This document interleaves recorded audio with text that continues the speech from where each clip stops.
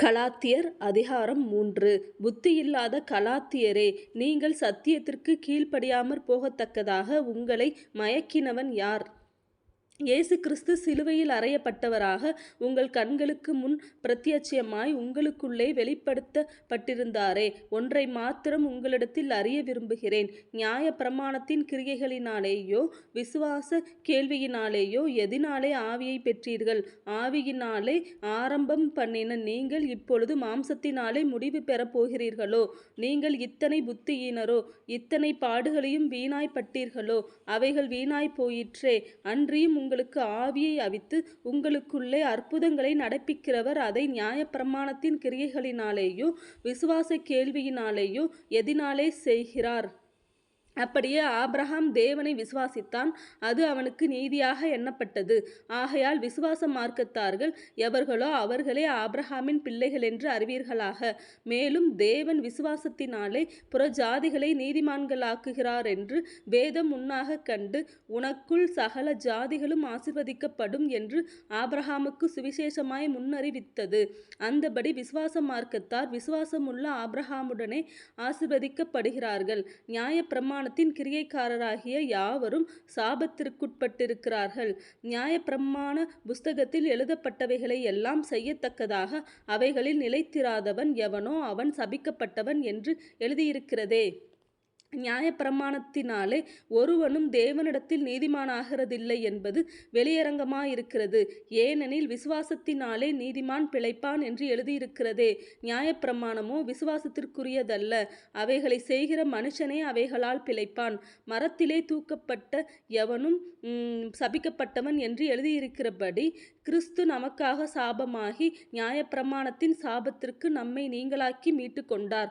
ஆபிரகாமுக்கு உண்டான ஆசீர்வாதம் கிறிஸ்து இயேசுவினால் புறஜாதிகளுக்கு வரும்படியாகவும் ஆவியை குறித்து சொல்லப்பட்ட வாக்குத்தத்தத்தை நாம் விசுவாசத்தினாலே பெறும்படியாகவும் இப்படியாயிற்று. சகோதரரே, மனுஷர் முறைமையின்படி சொல்லுகிறேன். மனுஷர்களுக்குள்ளே உறுதி பண்ணப்பட்ட உடன்படிக்கையை ஒருவனும் தள்ளுகிறதும் இல்லை, அதனோட ஒன்றையும் கூட்டுகிறதும் இல்லை.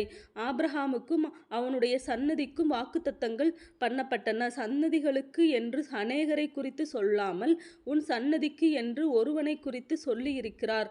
அந்த சன்னதி கிறிஸ்துவே. ஆதலால் நான் சொல்லுகிறதென்னவெனில், கிறிஸ்துவை முன்னிட்டு தேவனால் முன் உறுதி பண்ணப்பட்ட உடன்படிக்கையை 430 வருஷத்திற்கு பின்பு உண்டான நியாயப்பிரமாணது தள்ளி வாக்குத்தத்தத்தை வியர்த்தமாக்க மாட்டாது.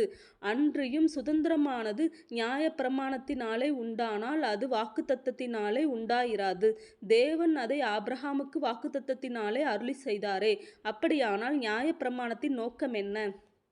வாக்குத்தத்தத்தை பெற்ற சன்னதி வருமளவும் அது அக்கிரமங்களின் மித்தமாக கூட்டப்பட்டு தேவதூதரை கொண்டு மத்தியஸ்தன் கையிலே கட்டளையிடப்பட்டது. மத்தியஸ்தன் ஒருவனுக்குரியவன் அல்ல, தேவனோ ஒருவர். அப்படியானால் நியாயப்பிரமாணம் தேவனுடைய வாக்குத்தத்தங்களுக்கு விரோதமா? அல்லவே. உயிரை கொடுக்கத்தக்க நியாயப்பிரமாணம் அருளப்பட்டிருந்ததானால் நீதியானது நியாயப்பிரமாணத்தினால் உண்டாயிருக்குமே. அப்படி இராதபடியால் இயேசு கிறிஸ்துவை பற்றும் விசுவாசத்தினாலே பலிக்கிற வாக்குத்தத்தம் விசுவாசமுள்ளவர்களுக்கு அளிக்கப்படும்படி வேதம் எல்லாரையும் ஏகமாய் பாவத்தின் கீழ் அடைத்து போட்டது. ஆதலால் விசுவாசம் வருகிறதற்கு முன்னே வெளிப்படப் போகிற விசுவாசத்திற்கு ஏதுவாக நாம் அடைக்கப்பட்டவர்களாய் நியாயப்பிரமாணத்தின் கீழ் காவல் பண்ணப்பட்டிருந்தோம். இவ்விதமாக நாம் விசுவாசத்தினாலே நீதிமான்களாக்கப்படுவதற்கு நியாயப்பிரமாணம் நம்மை கிறிஸ்துவினிடத்தில் வழிநடத்துகிற உபாத்தியாய் இருந்தது. விசுவாசம் வந்த பின்பு நாம் உபாத்திக்கு கீழானவர்கள் அல்லவே. நீங்கள் எல்லாரும் கிறிஸ்து இயேசுவை பற்றும் விசுவாசத்தினால் தேவனுடைய புத்திரராயிருக்கிறீர்களே. ஏனெனில் உங்களில் கிறிஸ்துவுக்குள்ளாக ஞானஸ்நானம் பெற்றவர்கள் எத்தனை பேரோ அத்தனை பேரும் கிறிஸ்துவை தரித்து கொண்டீர்களே. யூதன் என்றும் கிரேக்கன் என்றும் இல்லை, அடிமை என்றும் சுயாதீனன் என்றும் இல்லை, ஆண் என்றும் பெண் என்றும் இல்லை. நீங்கள் எல்லாரும் கிறிஸ்து இயேசுவுக்குள் ஒன்றாயிருக்கிறீர்கள். நீங்கள் கிறிஸ்துவினுடையவர்களானால் ஆபிரகாமின் சன்னதியாராயும் வாக்குத்தத்தத்தின்படியே சுதந்திரராயும் இருக்கிறீர்கள்.